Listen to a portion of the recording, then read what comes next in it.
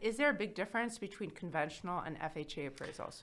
This is my most favorite question and my most hated perception. People believe that there's a dramatic difference between conventional appraisals and FHA appraisals. There used to be before 2007. Then the mortgage crisis happened.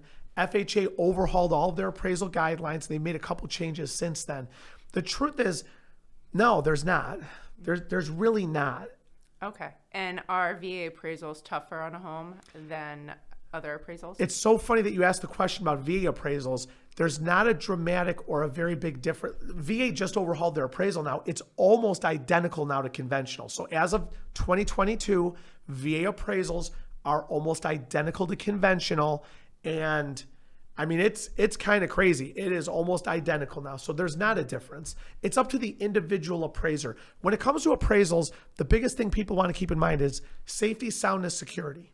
Those are the three S's: safety, soundness, security.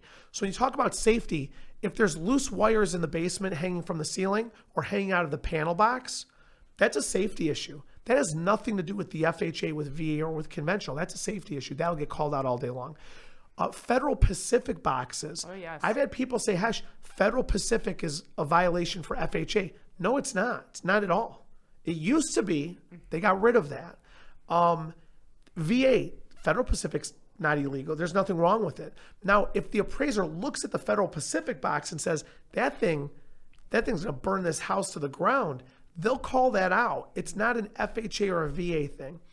So there's not really these big differences at all that these people have the perception. I can show you appraisals of missing handrails on FHA that they don't call it out, but it's missing on conventional, it's called out.